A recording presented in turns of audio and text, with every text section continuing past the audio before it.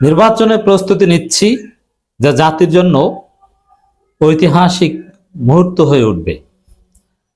এই সুখবর দিলেন মাননীয় প্রধান উপদেষ্টা প্রফেসর ডক্টর মোহাম্মদ ইউনূস নিজেই। প্রফেসর ইউনূসের কণ্ঠে যথেষ্ট আত্মবিশ্বাস।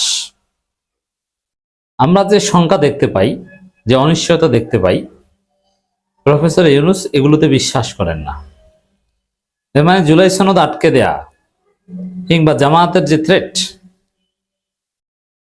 গণভোট ছাড়া 2029 সালের আগে নির্বাচন নয়, আরো নানান পক্ষের নানান ষড়যন্ত্র, এগুলোতে প্রধান উপদেষ্টা মোটেও বিচলিত নন। তিনি জোরালোভাবে আত্মবিশ্বাসী। নির্বাচন তো ফেব্রুয়ারিতে হবেই, ইতিহাসের শ্রেষ্ঠ নির্বাচন হবে এবং সবকিছু ঠিক করে ফেলবেন।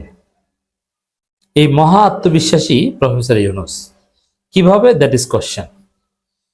দর্শক, এই যে জুলাই সনদ নিয়ে জটিলতা, এগুলো সব কেটে যাচ্ছে। প্রফেসর ইউনূসের ক্যারিশম্যাটিক লিডারশিপে এগুলো সব সমাধান হয়ে যাবে।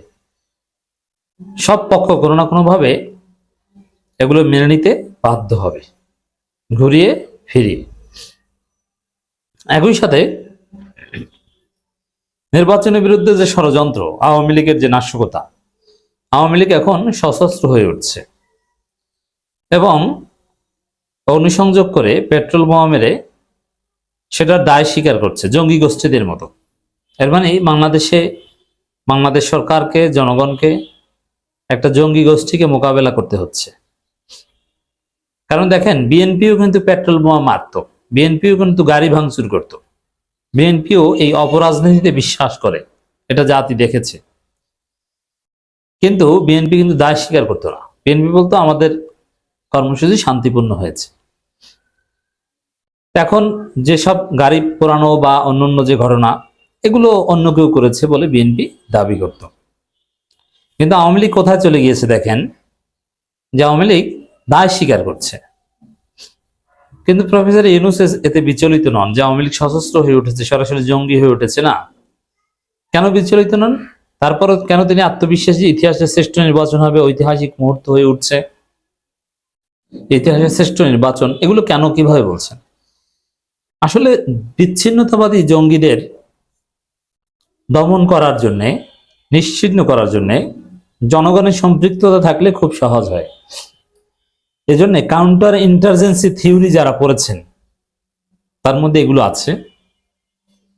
আপনি যদি জনসম্পৃক্ত হতে পারেন, জনগণ যদি একটা আদর্শের বিরুদ্ধে থাকে, এখন আওয়ামী জঙ্গিবাদ এটা একটা আদর্শ, এই আদর্শের বিরুদ্ধে যদি জনগণ থাকে, তাহলে জনগণ খুব সহজে সেই জঙ্গিবাদকে মোকাবেলা করতে পারে, ধরাশয়ী করতে পারে।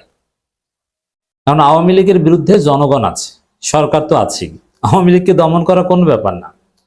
যেমন সরকার যদি একটা অপারেশন ক্লিন হার্ট 2 টাইপের কিছু চালায় আওয়ামী লীগের সন্ত্রাসী ধরতে, আওয়ামী লীগের পদধারীরা গ্রামগঞ্জে এদেরকে যদি, বেশি কাউকে লাগবে না, শুধু শিবির যদি ধোলাই দেওয়া শুরু করে, ওরা পালানোর জায়গা পাবে না, ওদের অস্তিত্ব থাকবে না।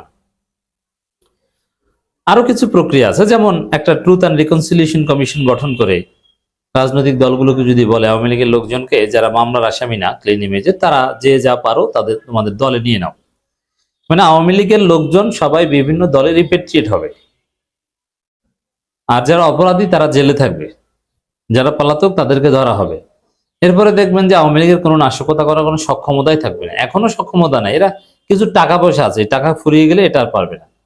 যেমন ব্যানার ধরলে 8,000 টাকা, আর মিছিলে অংশ নিলে 5,000 টাকা। এভাবে কোনো পলিটিক্যাল পার্টি গোপন তৎপরতাও চলে না। জামাত, বিএনপি এরাও জটিকে মিছিল করতো, কোনো টাকা পয়সা লাগতো না, বিনা টাকায় করতো, কর্মীরা করতো, ঝুঁকি নিয়ে করতো। এইভাবে টাকা দিয়ে আর কতদিন চালাবেন? টাকার লোভে কিছু বিপদগামী ছেলে, গরিব ছেলে, এরা যায়, কিন্তু এটা আসলে বেশি দিন চলবে না।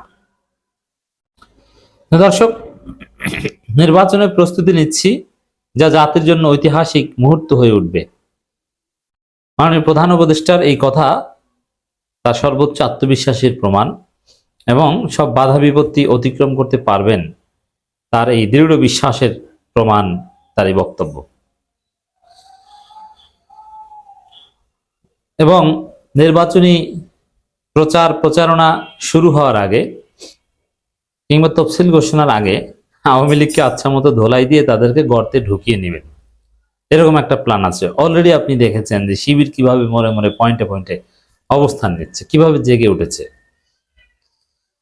একটা সময় আসবে যে বিএনপি এখন আওয়ামী লীগের ভোট পাওয়ার জন্য পাগল হয়ে গেছে, উতলা হয়ে উঠেছে।